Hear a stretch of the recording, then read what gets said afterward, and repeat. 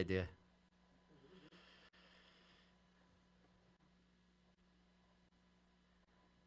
I should play some music too. Maybe I should plug this in. Okay. Wow.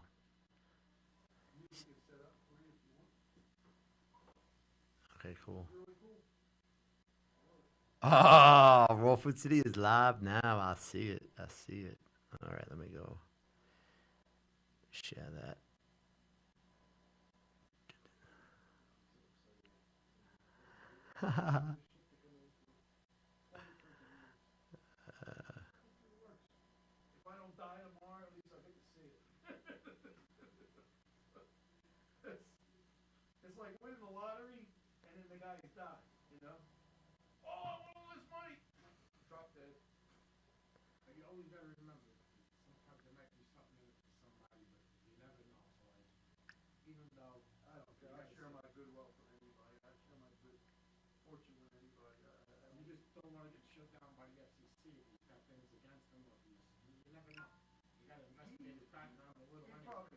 Oh, we got two people. Hello. Hi. Hi.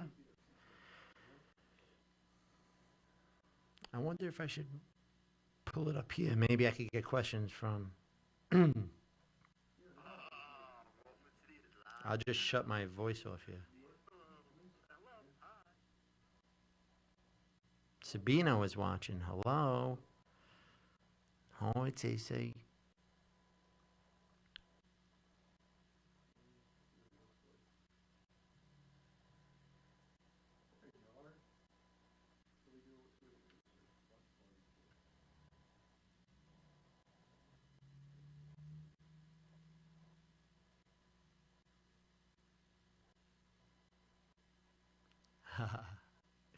Hey. Yeah, so we could actually probably answer questions too from that. Up. 30-second countdown.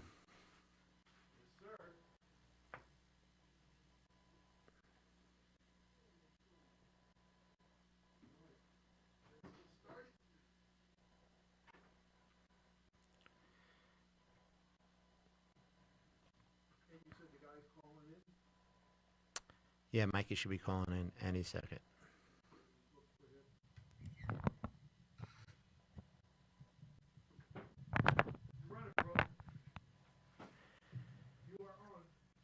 All right. No radio silence here.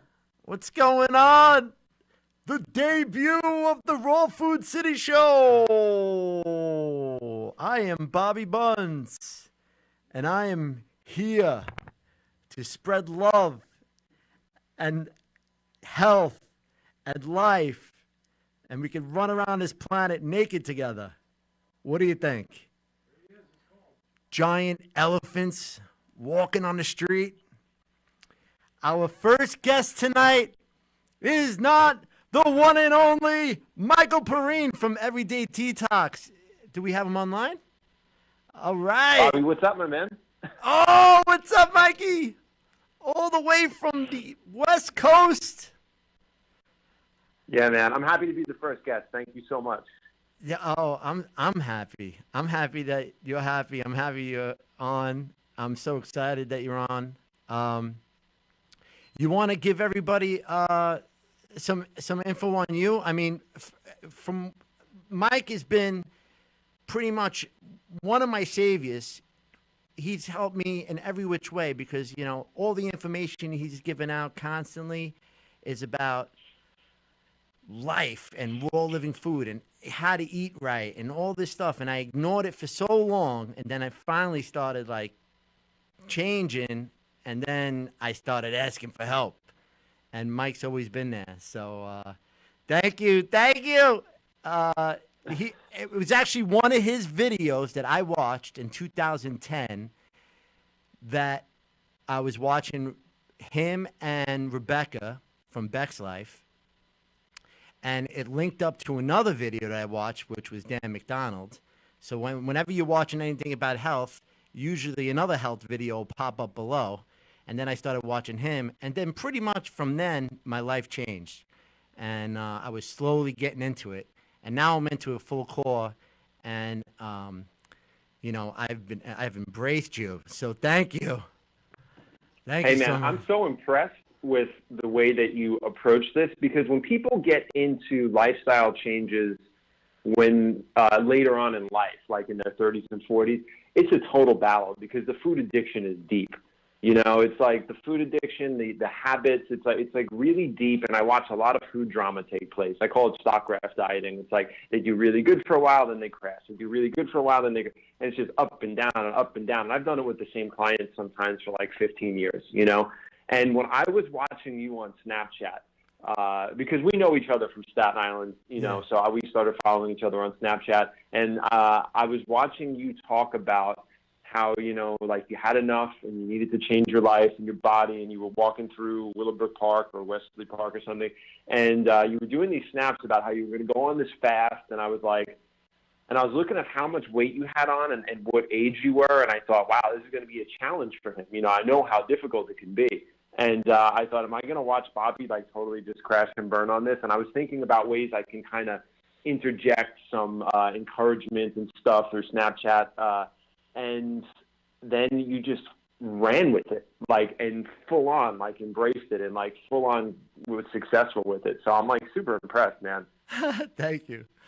Thank you. And it's because of you, really. You know, there's so many and YouTube and all the information that's out there now that if you really want it, you can get it.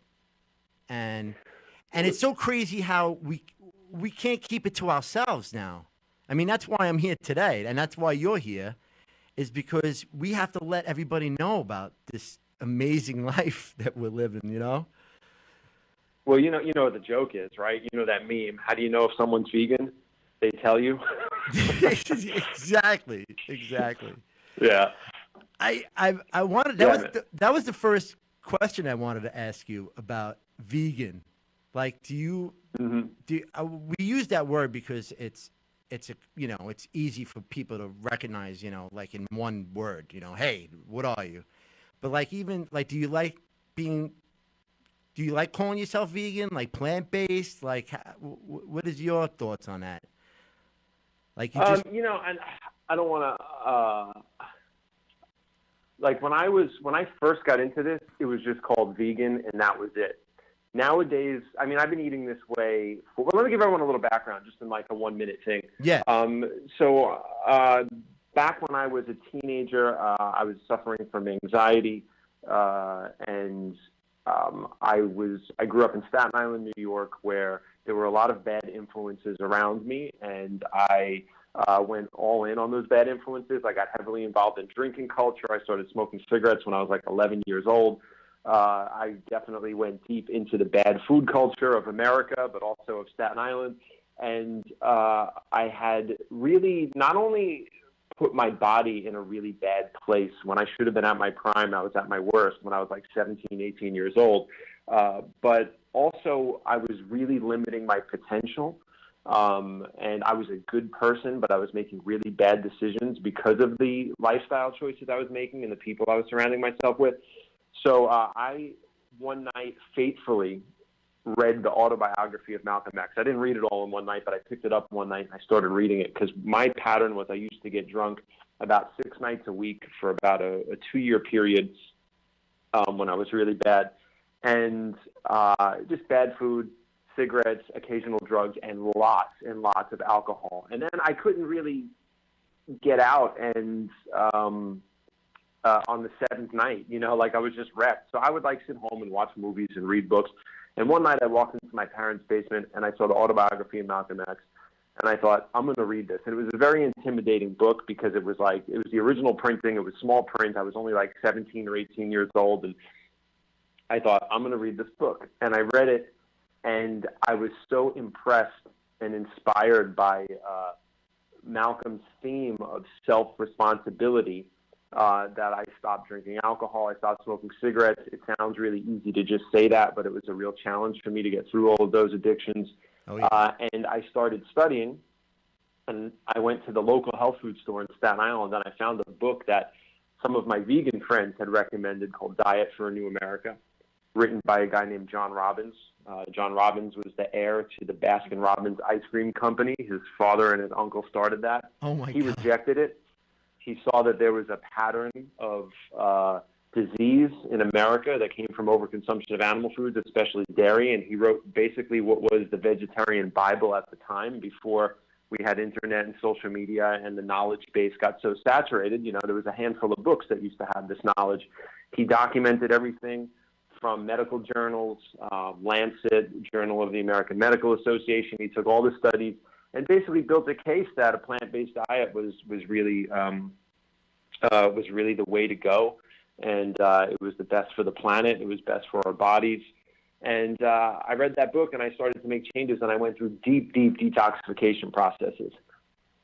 During that time, very strangely, Staten Island is like this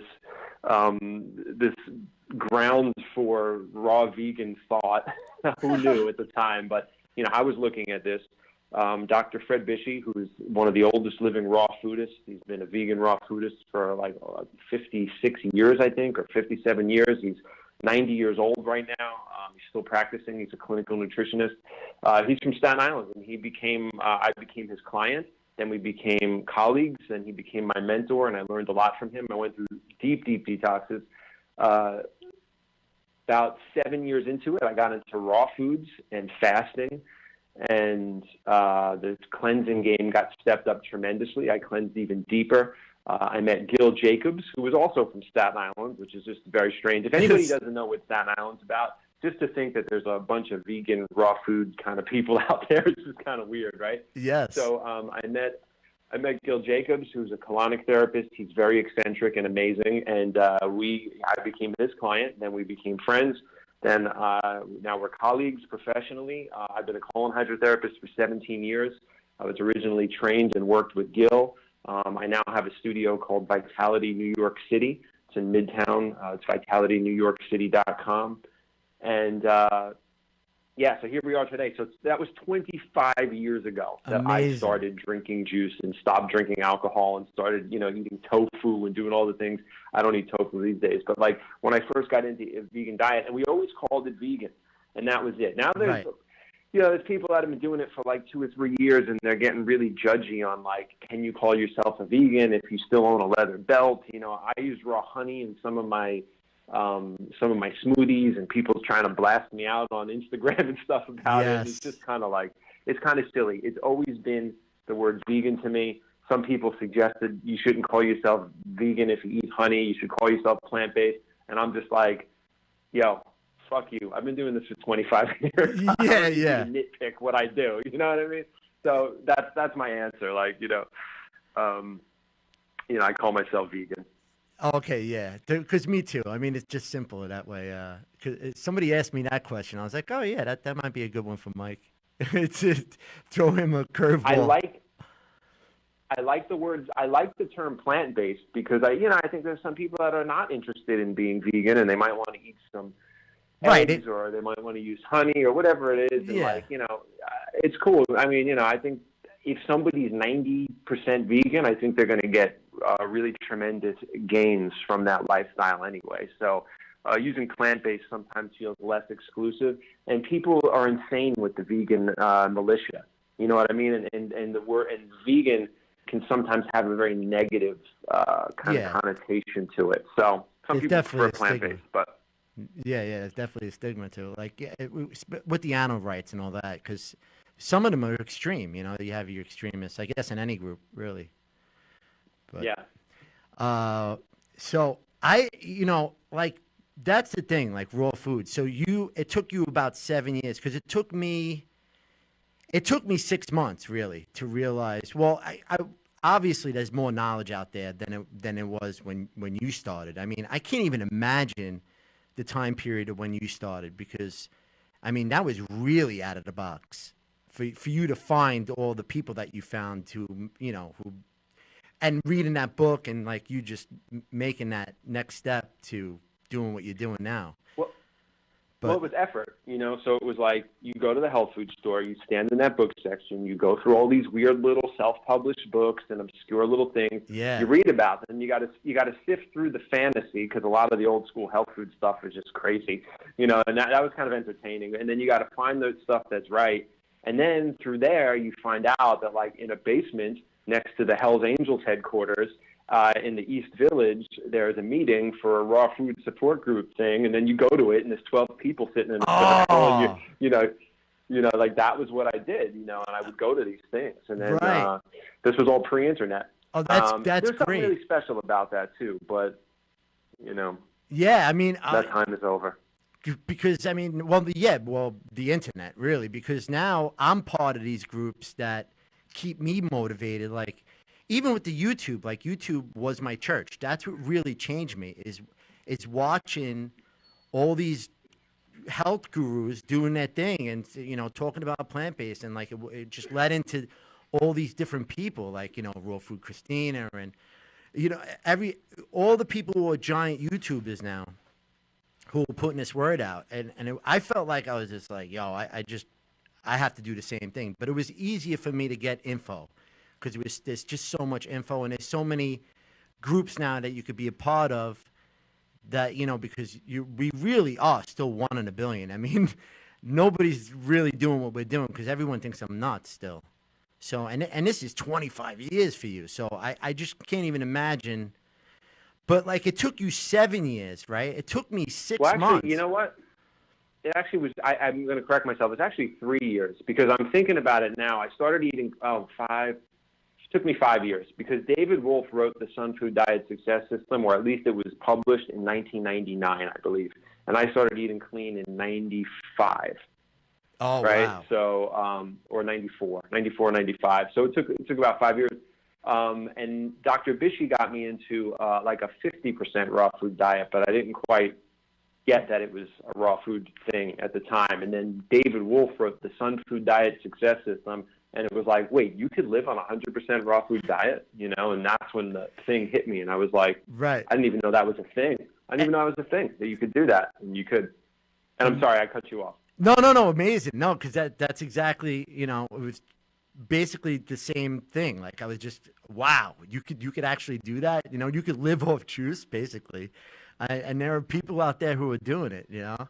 And I don't know, like, it was just, it was easy for me to take that next step because of all the info was out. That's why it's just so impressive when you see these old timers like you who did it with books and support groups, and, like, you know, you had to go out and find that stuff, you know. That's amazing to me.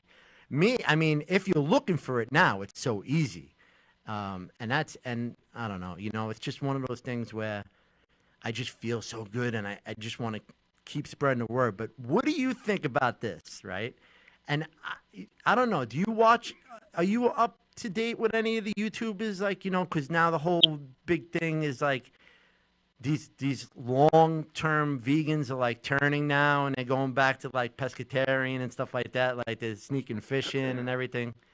There's, like, a lot of, like, Vegetable Police, Bobby Perspective, like all those YouTubers who just fell off the wagon. Like, do you know? Well, here's the thing. Like, Go ahead. I'm not up to date on the details because I stopped watching YouTube because there's a couple of reasons I stopped watching YouTube. One, because here's the thing with YouTube stuff, and I don't want this to come across the wrong way, but I've been doing this 25 years, and I've done it clinically for 17 years, right? So, like, I have a lot of experience in it. And when you watch people on YouTube that have been doing things from anywhere from 1 to 3 years or even up to 5 years, and they're reporting on things and they're sharing their experience, but it's not, but they don't have the background to interpret what's actually going on with their body. They don't have the long-term experience to do it. So it's kind of frustrating for me to listen to a lot of the silliness that goes on. It makes sense. So I don't, like, watch the details. I don't know the names of the people you spoke about, but people hit me up on Instagram all the time, and they're like, what do you think of this person that they're no longer vegan, and they said a vegan diet failed them, and they, you know, and, like, there's 3 things that I have to say about this. I just did an Instagram story on this. One of them is that, you know, first of all, we'll get this part out of the way. Human beings are omnivores, right? We're supposed to eat 100%. A largely plant-based diet, but we base our diet on the anatomy and physiology of our closest relatives, right? So we always talk about, like, oh, if you look at chimpanzees and gorillas, like, our intestines are similar. They're very different than carnivores that were much more similar to these fruit, bark, root, and herb-eating animals. But here's the thing with like all the primates: they eat insects. Sometimes they eat small birds. Sometimes they eat each other, which is fucked up. But like sometimes they do that, right? Depending on which species we're talking about. But they're omnivores, and they eat a largely 90-something% plant-based diet, but they always supplement with small amounts of animal protein. There's no vegan cultures anywhere in the world. Vegan cultures that are not based in civilization. Like, yes, we might go to India and find that there are spiritual practices that are vegetarian or vegan or something like that, but we're not going to find it in a hunter-gatherer society that's living in balance with the ecosystem and with the seasons and things like that. So we don't see that. So humans are omnivores. That being said, I think that some people may find trouble balancing themselves completely on a vegan diet.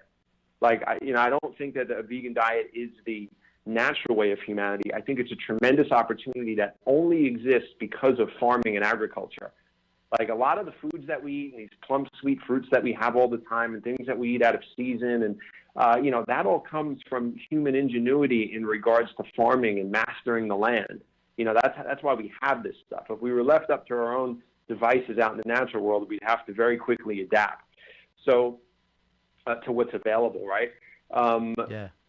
So I understand how like some human beings might have some trouble finding complete balance on a vegan diet. That being said, I do think that it is possible. Obviously, I've been eating 25 years vegan. I think it's possible because of agriculture. I think it's a great way to capitalize and to leverage our mastery of the land. And we have all of this amazing nutrient-dense food that's from a very, very clean source that doesn't require us to kill anything, right? So we can maximize our nutrition in plants based on that, and that also allows us a spiritual opportunity to then not have to create any more suffering in the world. So it's completely self-created, and I think it can be done very healthy. But I think the people that experience the imbalance and like not able to really like connect all the dots nutritionally just on a plant-based diet, I think that percentage is so small. I think it's so much smaller than people think it is. And I think there's two things that really undermine that. I think it's a lot of vegans are eating garbage. They're eating junk food. They're eating processed food. They're eating transition food.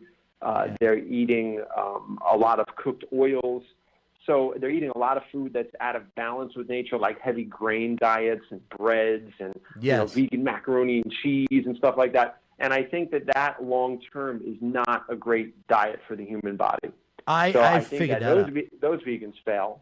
Yeah, and that's what happened to me. That's why I had to take it to the next level, because I kind of plateaued on my fat. I call it the fat vegan diet, because I did it at first, and I was losing a ton of weight, and I was like, this is great. I was eating bread and oil and soy and it's high salts and just junk food, and I was losing weight, which was amazing. I was like, well, this is crazy, right? Because I'm full, I'm satisfied, I'm eating junk really, and I'm losing weight.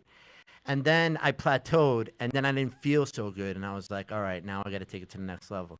And then it really, and you mentioned spirituality, that's what really like did it for me, was the fasting.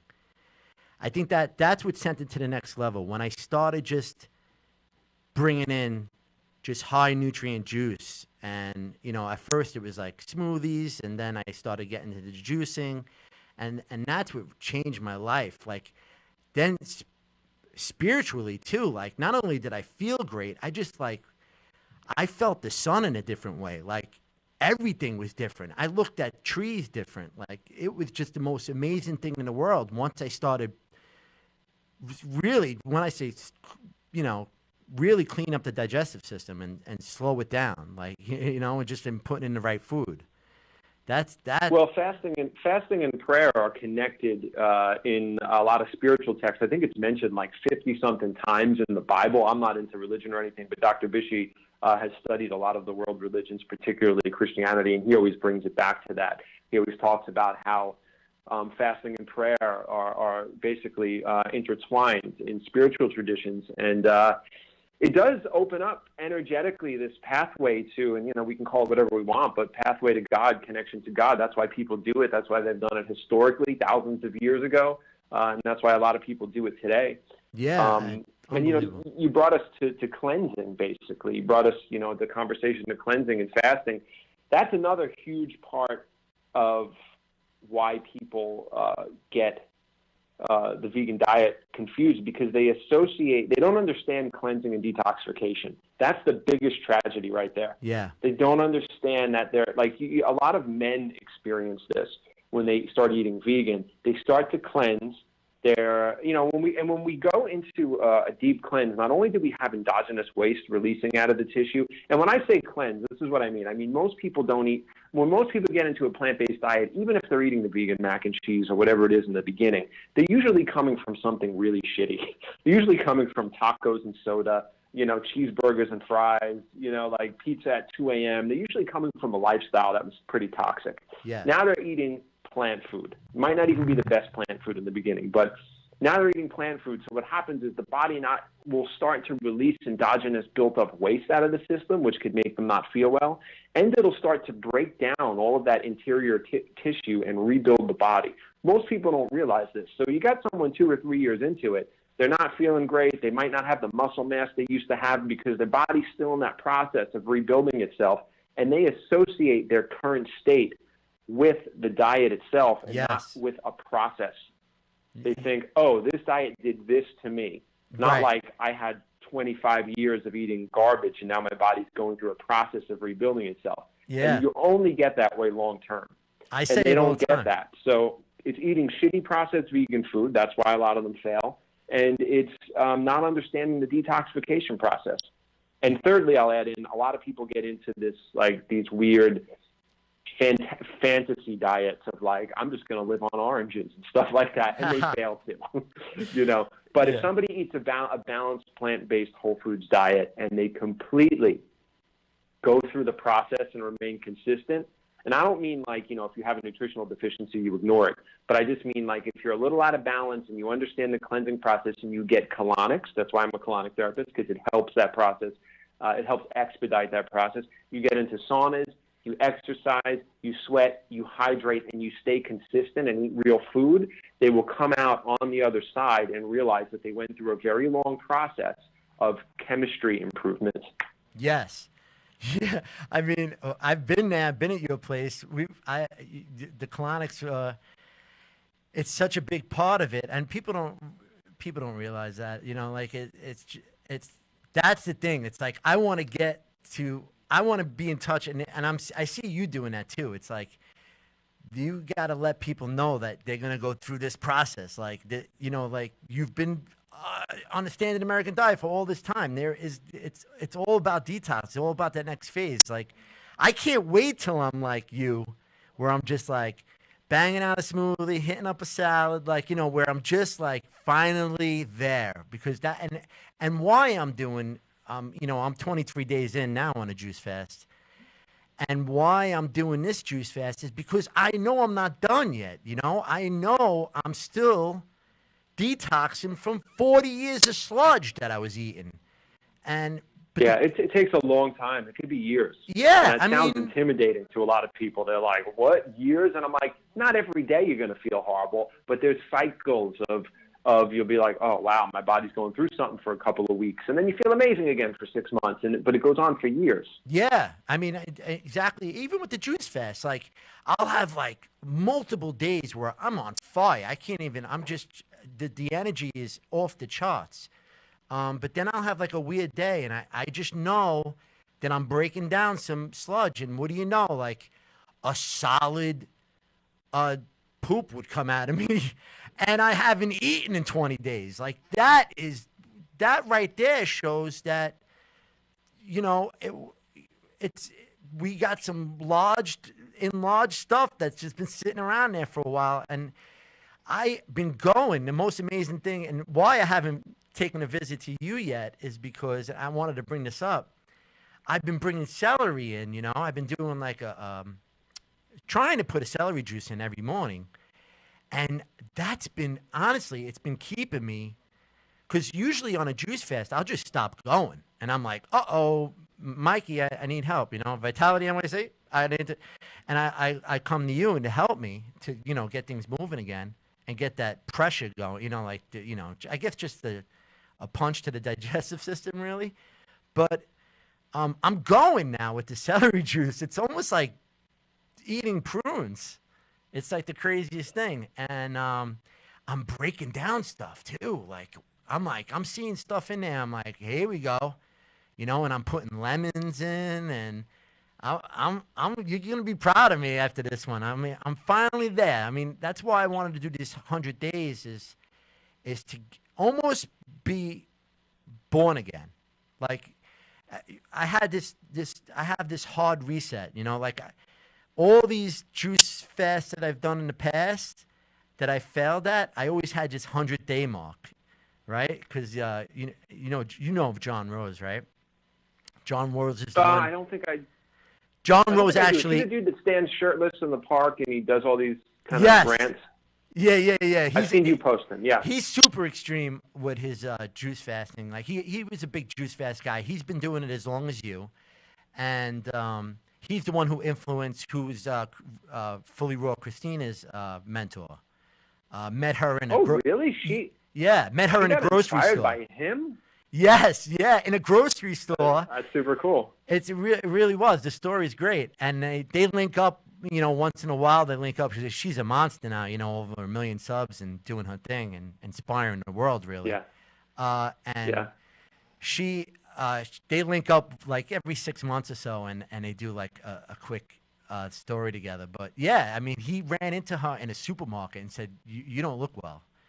And she was sick at the time, and started talking to her about raw food and changed her life. And wow. It's similar to me, like just watching your video, and then Dan McDonald pops up, and I'm watching this guy just juice days and days and days. So I knew I was like on and off juice fast since 2010 until I finally just made a commitment to knowing what was involved now. Like, it took me years to like really figure it out. So when you started watching me, I was definitely ready. I was like fully committed. You could obviously see some results now from my commitment, but now it's just you crushed it, man. Now it's just my job to just keep spreading the word, but I cannot keep this to myself. It's just impossible. And that's why I'm here tonight. It's just I have to just keep spreading the word. And John Rose says something funny too. Like, he says, once we hit the 10% mark from what we're doing, let's just say like all of a sudden there's a 10% like raw vegan movement, the whole system will fall. He said that the whole world will change. Like, it would be world peace, basically. I mean, it's something. It's economics. Yeah, I mean, it's something to imagine. Like, I'm sure, like, but we're doing our job. He calls it the hero's journey. And I love that. It makes me stronger, actually. And I just want to just keep doing it. And I feel like sex sells too. Like, don't you think? I mean, I know you're getting sexy right now because you've been working out, hitting the rebound. I've been watching your stories, or you've been because sex sells, really. Like, because I don't like these big YouTubers. They're good looking. No matter how you want to put it, they're good looking, and they got a story to tell, and it makes that first impression a little bit easier. And I really want, and I have so much great footage, with me, with the Impractical Jokers and Mid-Evenings and all this. Barnyard Boys. The Barnyard Boys have so many great overweight footage. I want to show people like the transformation and like actually come out of those bodies, like in a video, and show people what plants can do, and try to just get everybody there. And even if it's like you said, like in the beginning, like 50% raw, even you just keep adding, because that's kind of what I did. I mean, we're super high raw. Like once in a while, I'll have a cheap food like a potato or a sip of wine or something like that. See, I know you haven't touched alcohol in a long time, right? Do you, I had no, it's been almost 25 years holy since cow! I've even had any of it. Because Yeah, you gotta be careful too with that because the crazy part is the cleaner I get, I can't drink anymore. So it just works out great because now if I literally if I even smell wine, I'm getting a buzz. It's crazy because 3 years ago I was drinking a half a bottle of Jameson and like a case of beer just to, more like a bottle, Sammy says. You don't know because throughout the whole night I'm living and breathing in a bar, and you're just sipping on Jameson all day, and you don't even realize how much you're drinking. But that's how much it took me. Just 3 years ago, that's what it took me to get buzzed. yeah. Now I can't even smell Yeah, wine. Yeah, well, we start to build up a tolerance to poison, and that's exactly what happens with food when we're children. All the ear infections and sinus infections and allergies that kids have when they're getting fed all of this pasteurized dairy products, and they get all this refined starches, and like they get sick, and then they stop getting sick, and then it's like, oh, now it's normal, now it's food. Happened to me with cigarettes. When I first started smoking cigarettes, I wanted to smoke so bad because all the adults in my family smoked, and I wanted to be cool, and I saw the movie The Outsiders, and I used to get massive headaches when I would smoke, and it sucked because I'd be hanging out with all the girls trying to look cool smoking, and I have to go home and like take a nap because my head was pounding 20 minutes later.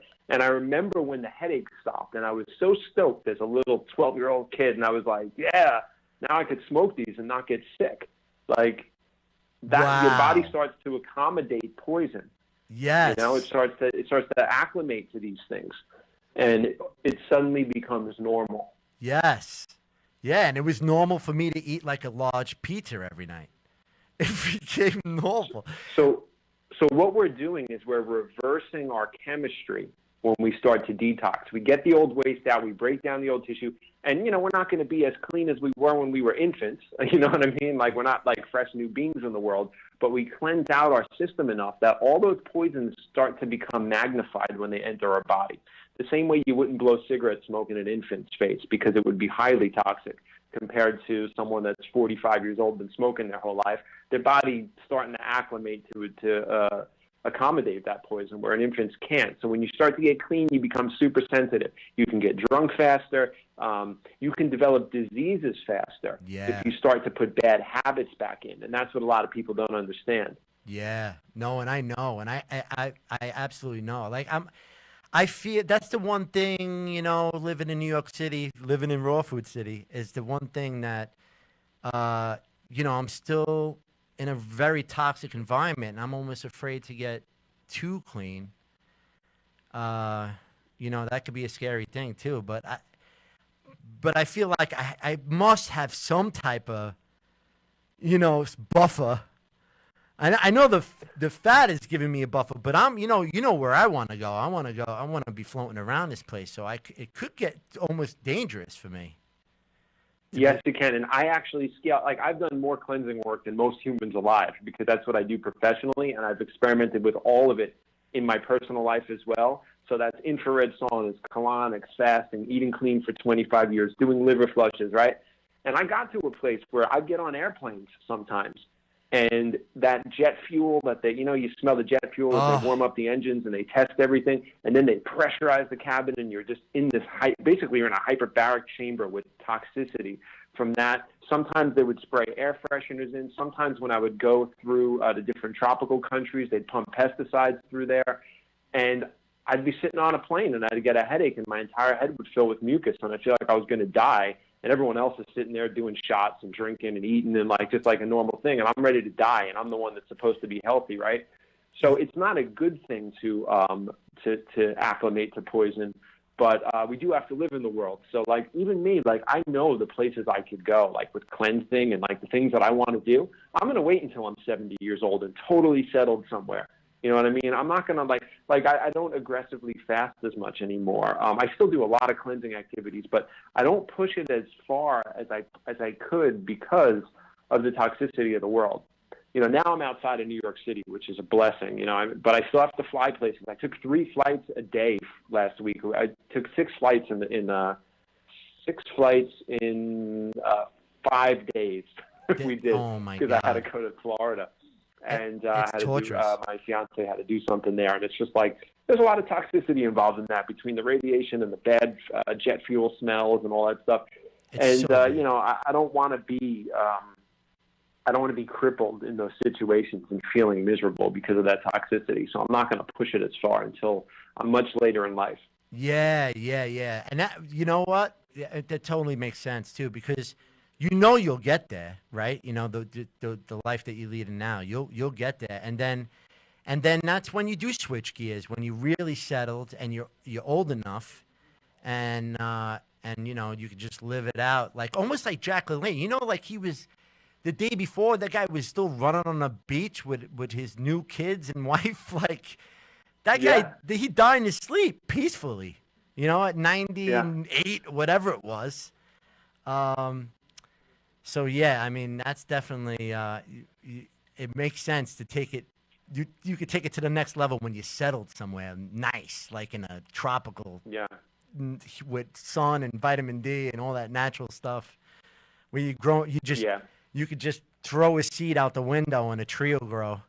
I mean, that's like a dream of mine. Like, even Lauren, what's his name? Lockman? Lauren Lockman, oh my God, with the Costa Rica, like he's trying to build like a raw food community out in Costa Rica, like around his wellness center. Like I'm like dying. I want to send him a check, and just like buy some land, and it's like, yeah, save my plot for me. I'm coming soon. It's only a matter of time. Oh my God. But what's crazy? I wanted to bring this up because of the vegetable police guy. His name is Casey Stern, right? I'm fascinated by him, and he was one of those that fell off the vegan train. Like he called himself the vegetable police, was a vegan for 10 years, and he started like doing a lot of calisthenics, and like he's just watching his journey. It's like a car crash. It's pretty fun to watch. But what he's doing right now is blowing my mind, and I wanted to talk to you about it because it's absolutely crazy, and it goes into like what we know about cooking food. How like really cooking food kind of damages food and changes the chemistry of food, and really it's not natural to eat. If you have to process it by heat, it's not natural, right? So technically, no, yeah. So true human foods should not have to be cooked. It doesn't mean that cooked food is not valuable. In a lot of ways, it is valuable, and we can get a lot of benefit from certain things that are cooked, especially when we're trying to extract different things from like medicinal mushrooms. Like heat can be a key component in sort of extracting value out of the natural world. But when we think about it objectively, just for anybody listening, if they're like, what are these guys talking about? The organs, our digestive organs, were formed before we started using fire. So what that means is that the natural food for those organs that were designed in balance with the environment are not meant to be heated. Right? I didn't know that. But yeah, so because we had to exist before we can decide to pick up some rocks and bang them together, or rub sticks, or grab some natural fire and harness it, from like a lightning strike or something like that. Right. Like before we could even do that, we were already alive, and we were early primates, and we were eating raw food. We were eating, roots, bark, leaves, fruits, and some insects and stuff that they would eat, that they would also eat raw, right? And then, through a whole chain of events with the Ice Age pulling water out of Africa, and human tribes having to like kind of figure out where to go and get food, we had to start, really adapting a lot more, and people started using fire. We needed it to keep warm, we needed it to cook food, we needed it to liberate calories from different foods, especially with the cold being, food no longer being in a tropical warm environment. So that kind of led us down that direction. Doesn't mean it's completely not valuable, but when a diet gets too heavy in cooked food, Our body has to work way too hard, and it leaves too much residue in the system, especially the more we refine it. So there's definitely a threshold that we've passed with our modern cuisine. Right.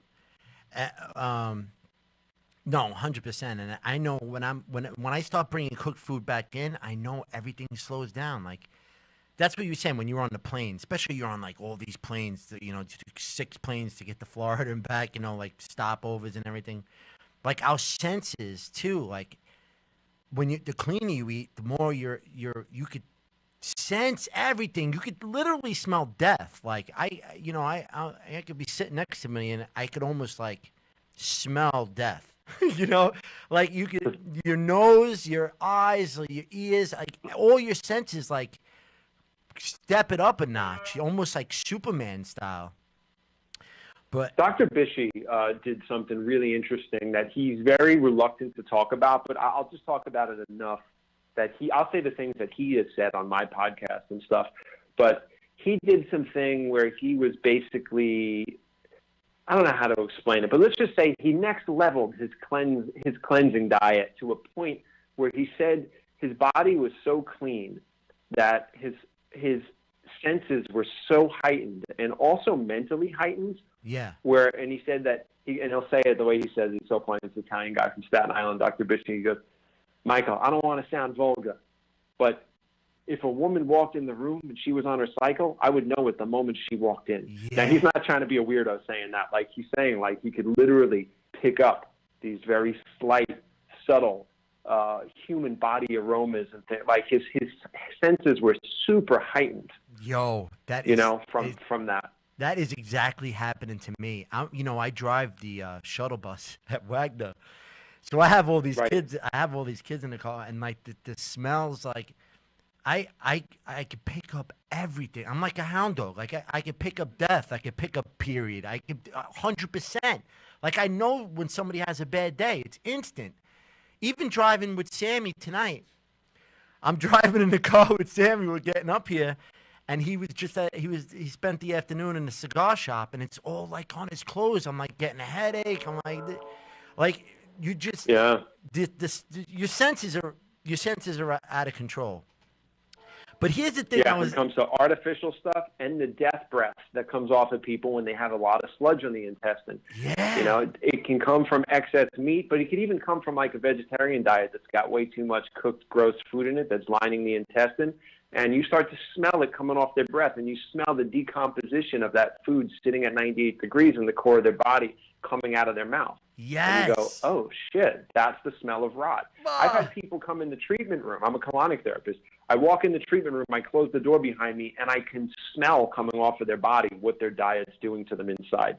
And then I confirm it when I start doing the treatment, and I go, wow, they had this entire mess of fermentation and putrefaction happening right at the core of their gut. No wonder their breath stinks and their armpits stink and their feet have this awful aroma just emanating from it because they're just swollen with waste, and the decomposition gases are just making its way off of their body. Amazing. It's unbelievable. What I wanted to get into is this raw food, right? So, yeah. What do you think? This is crazy. So this guy Casey is literally eating like 2-week-old chicken, like uncooked though. So he's letting raw meats ferment, and it's like it's a whole next level of madness to me. But he's saying this comes from a guy named Agenus. Well, it's a fake name, Agenus von der Planet. Yes, that's who he's following. He talks about him all the time. Yeah. That's who he's following. So what do you think about that subject? I think he died. Well, that's no, good. I do. I think he died from some type of poisoning or something from eating a dead animal. I could be wrong. It's something I read many years ago. I'd have to look it up. I'm actually going to look it up on my phone right now while we're talking. Yeah, so I'm super definitely. Curious. But that's an old school idea. Here's the thing, and this has come up when Agenus von der Planet came up, and he was eating fermented raw organs, and he'd leave them in a jar for 2 weeks at room temperature and eat shit. And he was basically saying that all this bacteria helps break down the meat, and it's fine to eat. Now, there are plenty of cultures in the world that eat fermented raw animal products. They do it. Agenus, let me see, I got to look this guy up. I've talked about this with Dr. Bishy and Gil. Not the best diet for longevity because there's a lot of toxic byproducts with eating animal protein that way. And there's a huge issue with parasites. I mean, parasites are super real, especially if you're, eating any raw dead animals that eat from the land, because they do. A lot of these animals, they're eating from the land, right? They're like, Right. So like I remember, we have horses out here in Oregon. My fiance does, really. I mean, I'm just a tag along, Yeah. but she's had horses her whole life. I got to shovel the shit sometimes. And sometimes when I would shovel the horse shit, I would see roundworms in there. Oh, And I would go, ooh. oh, shit, there's fucking worms in this poop. You know what I mean? And a lot of that horse poop goes off to be, the horses routinely get dewormed because any farm animals need to get dewormed because they're eating out of the ground all the time and they're picking up a lot of the eggs from these opportunistic parasites. And I go, oh, shit. I'm like, these, a lot of this horse manure and a lot of cow manure and a lot of chicken manure, it goes off. And it gets sent to compost places to become fertilizer, right? Yes. So, if you're eating some of these animals and it's contaminated with any feces or anything like that, it's a huge possibility. If you're eating it raw, particularly, it's a huge possibility you can get parasites. How would we spell Agenus von der Plant? I forgot his real name. I'm looking this up on my phone right now. Let me see if Google will. Yes, that's what I meant. Agenus von der Planet. Here he is. Now, let's see. No, he died August 28th, 2013. He looks, and look, this is a judgment. I hate to judge people, but I'm looking at a picture of him. He looks horrible. Hold on. He was a big proponent of raw meat diets. Do they have nothing on his death? It's amazing. Like, I'm watching this kid eat 2-week-old chicken. Like, he's opening up the jar and he can't even stay in the same room. And it's just raw. And he's almost like coming up. He's like, I think people get salmonella when they just undercook stuff. So that was fascinating to me because I'm like, oh, wow, that kind of makes sense where you're kind of processing it, but you're really not. And you kind of like leave it lingering. And that's when it gets bad and when you undercook stuff. But if you eat it raw, it's okay. Like, this kid's eating raw everything right now. Raw, heart and meat and liver and eggs and 2-week-old chicken. And he's, right now he's thriving. Like, he's just, he's doing his thing, eating all this stuff. And it blows my mind that it could be such a different, that raw food could be there too as well, like fermenting and doing all that stuff with raw meat and not being dead yet. Like, I can't believe he's still alive, like the stuff that he's eating. So it just blew me away.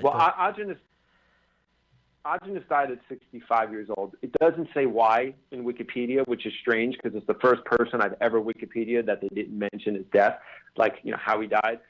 But here's the thing, and this is what Dr. Bishy said. He goes, listen. Our body doesn't.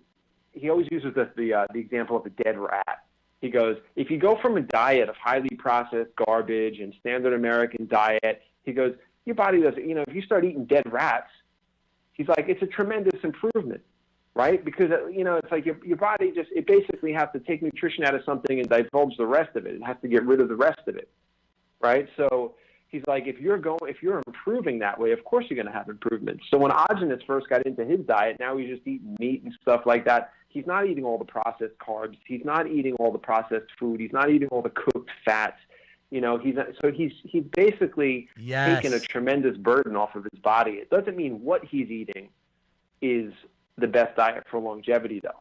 I did the same thing, not with raw meat, but I got into a heavy cooked vegan vegetarian diet, and I'm eating whole wheat muffins. I was eating brown rice pasta. I was eating tofu sandwiches and stuff that nowadays I would consider very clogging and congesting. But I still had so much improvement when I started doing that because I went from McDonald's, Staten Island pizza, 40 ounces of Old English, lots of hard liquor. I went from that diet into a diet of tofu sandwiches, and like I was eating muffins and cake and pastries made with soy milk, and like, not really a diet I recommend to people these days, but it was such a tremendous improvement that my body was able to still detoxify and still improve its chemistry. So when someone goes into a diet of raw meat, even though I don't think raw meat is a good choice because of all the problems with it, it's a tremendous improvement in chemistry from wherever they started.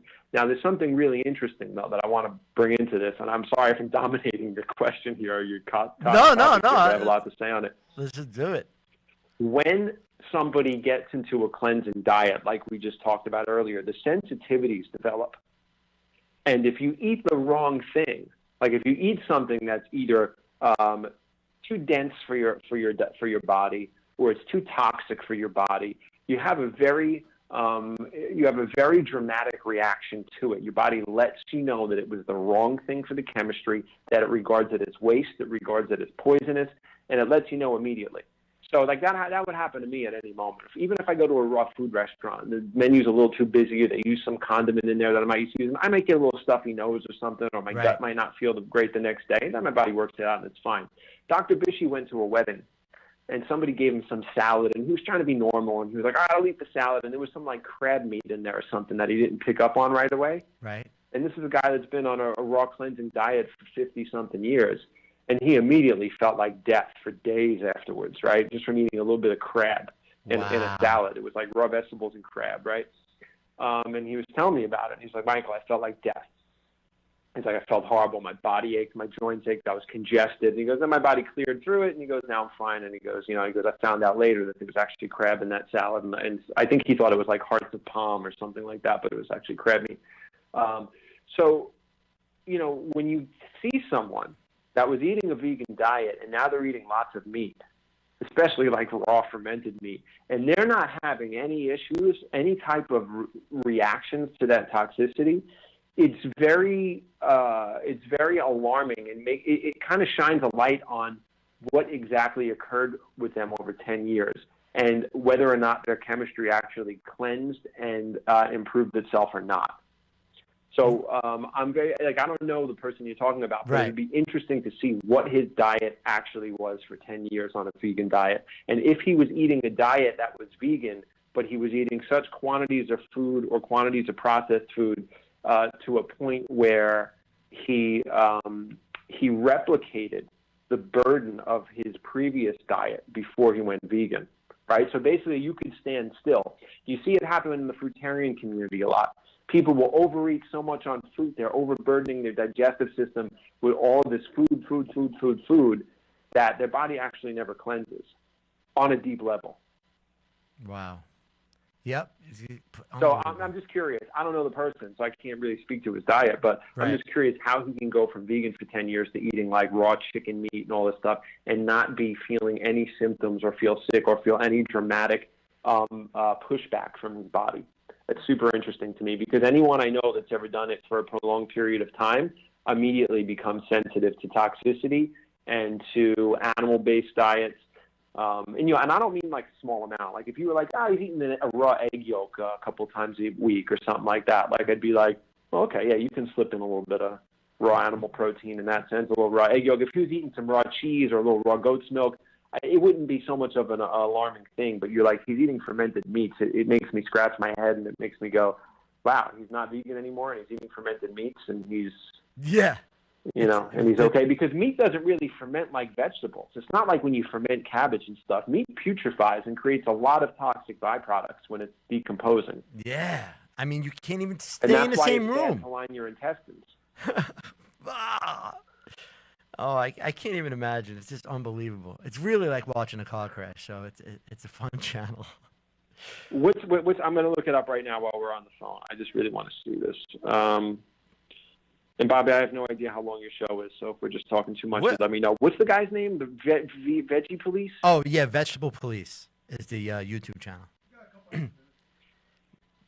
We usually go to 6. Yeah. Okay. So, let's see. What does this guy look like? Oh, yeah. Goodbye, veganism. Agenus von der Planets, raw, something. Okay. Yeah, he's. I started watching him. He had like 20,000 followers. Now he's got like 100,000. He's definitely making a little noise there. He's fun to watch though. It's hysterical. It's more like comedy. It's more like a comedy car crash. How, But how old is he? I think he's like 10 years younger than us. I think he's like mid 30s. I would say. Um, but he's been trying to bulk up too. Like he's been getting really into the calisthenics and stuff and. I don't know. He just like switched over to carnivore. It was just nuts. He went from, and he talked to Dan McDonald too. Like he's friends with John Rose. Like, he was in the movement for a long time and just decided to jump off. And I don't know. Like he had big digestive issues. That was his whole thing. Like with the vegan diet, and the same thing with all of them. They're all complaining about digestive issues. Now I kind of had them too, but it was only when I started bringing in cooked products again. And I'm happy living a high raw because when I'm like 95 raw, where it's just like a sprinkle, like a steam or something like that, I'm fine. It's when I start it's when I start cooking again and like having like a sweet potato meal or something like that. That's when I just get blocked up and it's just amazing to me how like my system works now and how I'm able to tell something's wrong, similar to what happened to Bishi is like, as soon as he touched a crab, like he knew, there was a problem. The same thing with me, like I'm so in tune with my body now. That's the most magical part about this too, is like you really know like what you could eat and what you can't eat, and you just get happy with what you can eat, and I don't know, but I know I still have a lot of work to do. I still have all that sludge that's there, all those the man boobs are there still. I'm working on. I'm just constantly working, and I just want to reset. But one more thing, right before we leave, like what right now, because I want to have the perfect transition. I have an idea of what I should do when I come off the juice fast. Because it's basically what you're doing now. You get up to that point. I mean, obviously, I'm going to start off. You want to break it with broom smoothies. Yeah, broom smoothies, prunes, like right, broom like salads. Just, watch the sugar when you introduce. Don't put too much sugar too fast. Right. Oh, like you talking about like high fruit sugar? Yeah. Yeah. Because that would really be the only sugar you would be eating, except maybe unless like you use a little maple syrup or something here or there, or raw honey. But what you want to do is you want to break your fast on. You don't want to introduce fats. If you get to 100 days, which I think you should be doing at least a colonic a week on a 100-day fast. But I'll let you take. You know that I feel that way, so I'm going to let you just do your thing. I know. I want to go in there deep. I do. But what I would, because detoxification happens in the emptiness. And when you're shitting every day on a fast, it usually means there's a lot more going on in there. And you can depressurize the core and remove a lot of gas and waste. And then when you go to sleep that night in that emptiness, you go to a whole new depth when you're cleansing.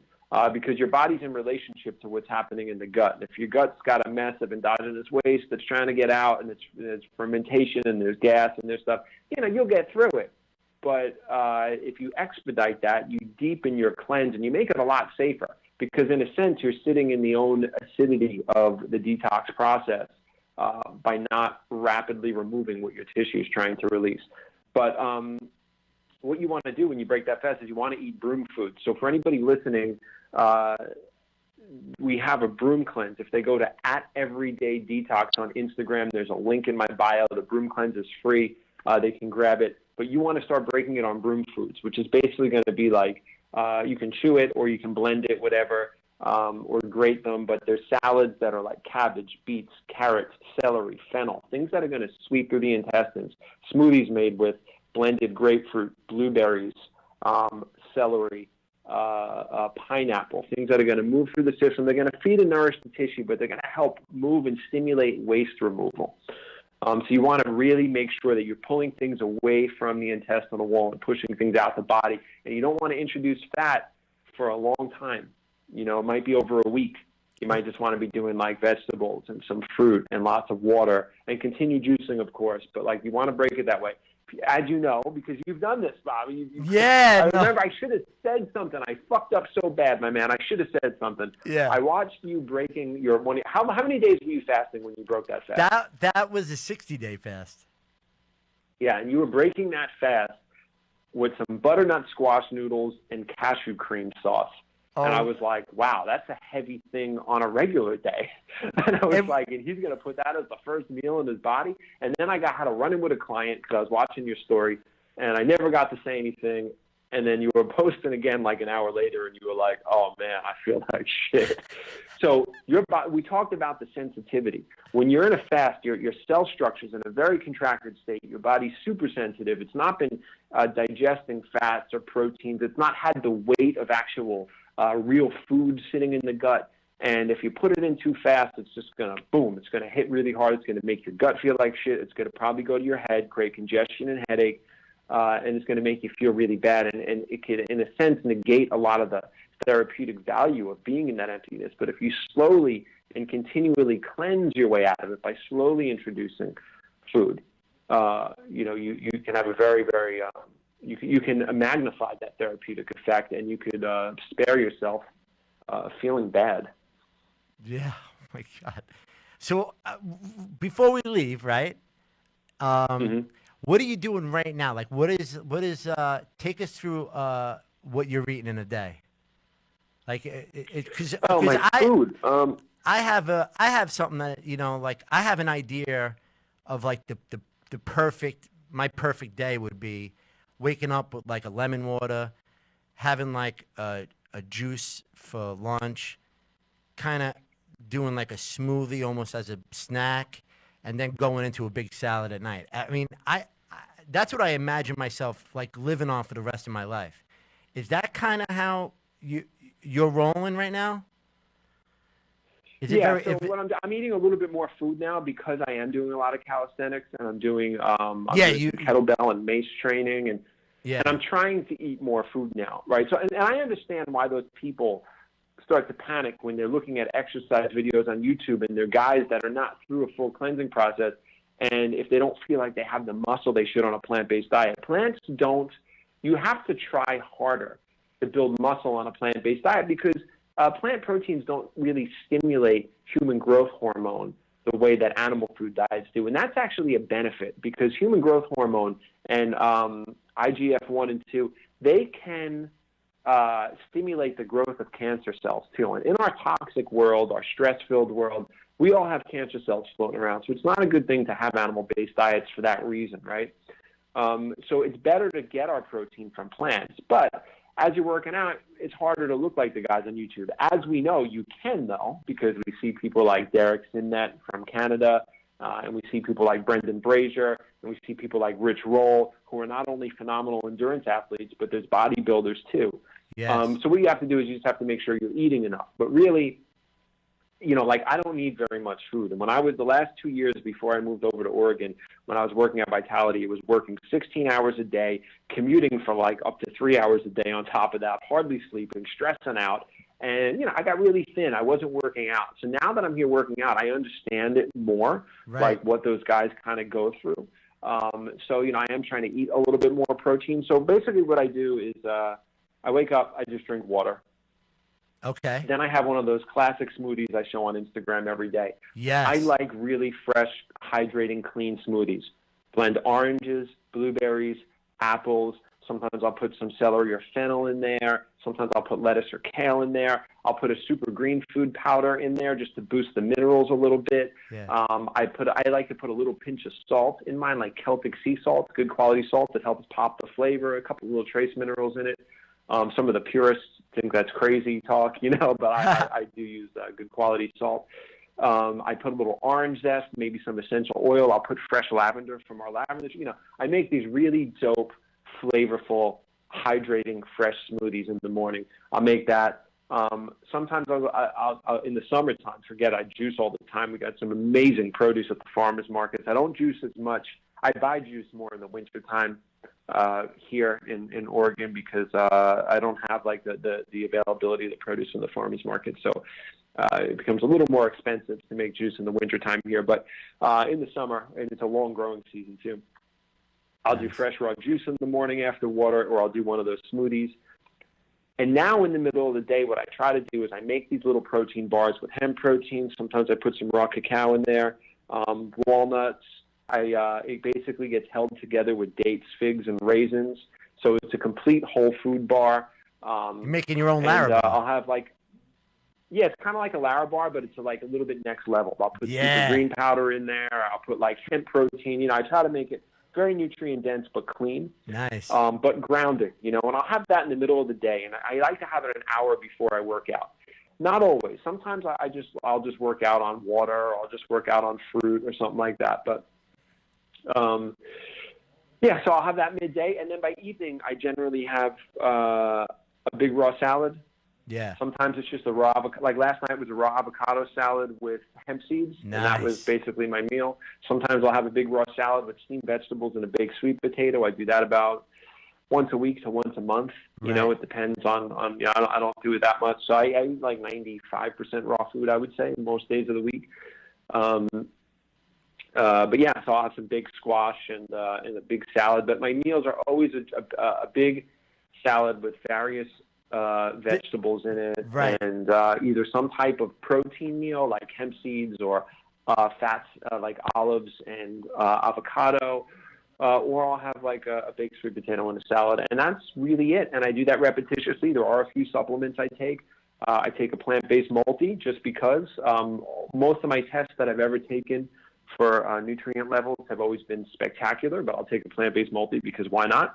Right. I put a vitamin B12 and D3 patch. I put one of each on my feet because I'm definitely not getting enough sunlight right now in the winter months. And B12, it's just so important. I've had my B12 levels tested, and they've tested fine, but I just think, why not? It's a very important nutrient. It's putting a sticker on my foot, a transdermal patch for extra B12. It's not going to hurt, so I definitely take care of that. And then essential fatty acids, I try to take a couple of times a week, and I take that in the form of pure algae oil, and that's really important for brain health and skin health. Remember when I almost lost my foot, and I told you, I was like, oh my God, like I'm losing like feeling in my limbs like in the wintertime, and you're like, listen, it's not the diet, like there's something wrong. Well, I was diagnosed with a B12 deficiency, and I knew it then, but I'll tell you what. This winter, game changer, because ever since I started supplementing B12, not only is my libido back, because, I was like, almost had like some detox issues with that too. I was like, whoa, this is weird. But ever since I started supplementing with the B12 and the D3, because I was D deficient too. And I guess really, and it's like 50% of Americans are D and B12 deficient, so it's definitely not a plant-based or a vegan thing, and that's what really. No, it's an absorption thing. It's lack of sunlight, and most people have a damaged intrinsic factor or a non-existent intrinsic factor, and the intrinsic factor is basically the way that our body absorbs B12 when we take it orally or through our diet. And it's a protein that binds to the B12. B12 is very fragile, and what it does is it will actually pull it gets a chaperone into our system. And for a lot of people, not a lot of plant-based people, but just people in general, I think it was 3 million B12 deficiencies are reported every year. It was either 3 or 6 million, and I was like, well, there's not even close to that many vegans. So it's that pathway is damaged in most people. That's why in athletes they prefer, and in older people and people that are sick, they'll prefer to give a B12 injection because you don't have to rely on that pathway. So a lot of oral B12 supplements don't even make their mark. Don't even get where they need to go. We actually make B12 in our own intestines if we have a healthy microbiome. And in some people, and that was the case with me because I was tested for it without supplementation for years, your body can make its own B12 and transport it into the system. But most people have such a polluted colon, and the gases are so acidic and poisonous that they destroy the B12 that are in there, or the bacteria that produce it for us because it's made from a byproduct of bacteria in our intestine. That bacteria is not present in a lot of people if they have a polluted microbiome. So So I don't know. Sorry, I ran off on a tangent, Bobby. Just saying. Wait, all right, yeah, we're out of time. So, but tell everybody where they can find you again, and thank you so much, Mike. This was great. This was a breeze. You made this first show so easy, and you're so knowledgeable, and I could literally, like, I'm getting the throat cut, from the boss over there, and I could literally talk to you like for another 10 hours, so I hope well, listen, man. you could do this again. I mean, I'm definitely 1,000%. Yeah, all right, great. And tell everybody VitalityNewYorkCity.com if people want to come get services with us, or check us out there. VitalityNewYorkCity.com. At Everyday Detox is where you get the day-to-day smoothie stuff and my Instagram posts and my rants. I do Q&As every day, so people will just come check me out there. EverydayDetox.org is where the podcast and all the videos are. Bobby was on the last podcast that's been uploaded, so you can watch it on YouTube or listen on iTunes. It's at Everyday Detox, and it's EverydayDetox.org. Brings you right to the YouTube page. Thank you, my brother. Thank you, Mikey. I love you. Thank you. Love you too, buddy. All right. Are we still live? All right. Yeah. Hi, guys. Thank you, Raw Food City. The first show, we did it. You could find me on YouTube at Raw Food City. Listen, I didn't get into. I just jumped right in with Mike, and I didn't get into myself. But I was very overweight. I lost a bunch of weight. And it's all through plant-based diet, and I've been just spreading the word and trying to heal everybody and getting people onto juice fasting. And I'm on these two pages on Facebook. I want to let you guys know. Raw Food City, obviously, if you Raw Food City YouTube, Raw Food City Facebook, but there's this page called Juicing Mama, and she's starting up this group. It's great.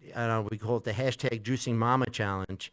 And every single month they do a 10-month juice fast, and it's a big group, and they all get together, and they all help each other out, and it's just like, if you really want to take it to the next level, why not give it a try? Even if you do 3 days, whatever, how many days, go in that group. They help you out. There's also Juicing for Health. That's a really big group too. And, it'll give you these steps towards a plant-based life and healing and changing. You can't even imagine the amount of change. And thank you, Everyday Detox, my first guest, Mike Perrine. I am Bobby Buns. This is Raw Food City. Peace, love. Yeah, we're doing it. I'll see you every fourth Thursday right here on HamiltonRadio.net. Later.